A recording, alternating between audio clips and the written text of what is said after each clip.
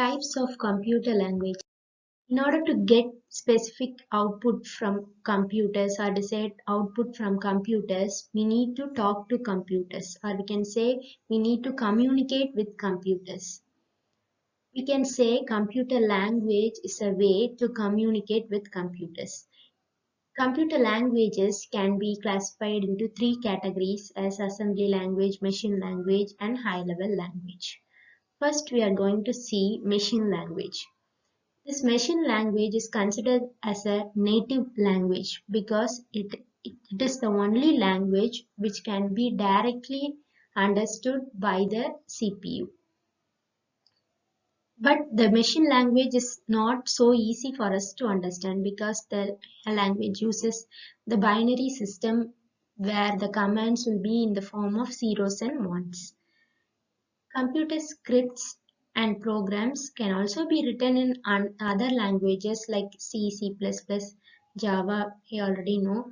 However, these languages can be understood by us easily, but the computers can't understand. So these languages should be converted to a form where the computer understands it. So there's a need for a program to convert these computer programs in high level language, that is the languages like C, C++, and Java, to a machine language. This conversion program is done by a compiler. The compiler normally generates a binary executable file, which is executed by a CPU. For example, the machine language for the text hello world can be in the form of can be in the zeros and ones we are seeing. Next, we are going to see assembly language. It is considered as a second generation language. So we can say machine language is the first generation language. Since the machine language is very hard to understand, or it is very hard to write a program in machine language, assembly language is developed. It is a low-level programming language where there is a strong correspondence between the instructions in the language and the architecture's machine code. That is, it uses the same structures and commands as the machine language but uses names in place of numbers. Then, so how the assembly level language is understood by the computer and how it is executed by the computer means the assembly code has to be converted into machine code by a program called an assembler. This process is referred to as assembly.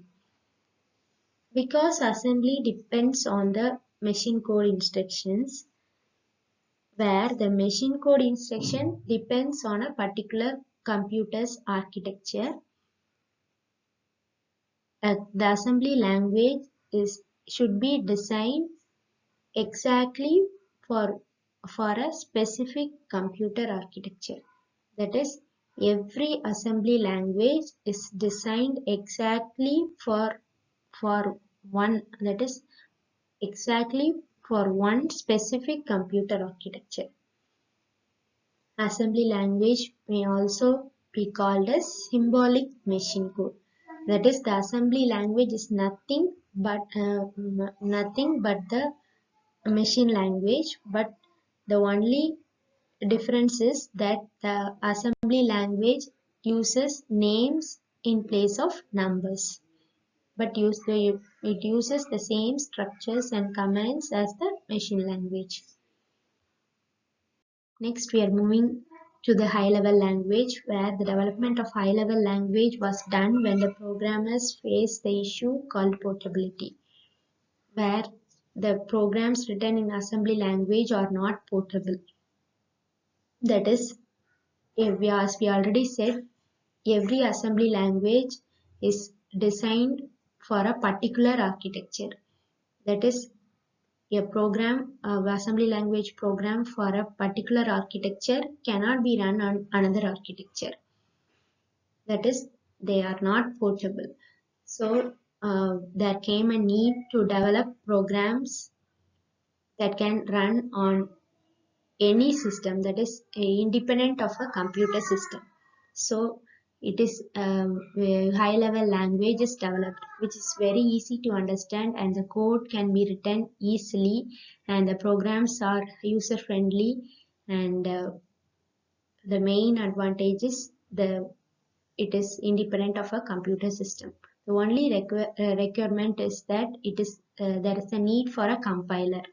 That is, the programs written in high level language is not, since it is not directly understood by the computer system, it needs to be converted into the machine level language. This is done by a compiler.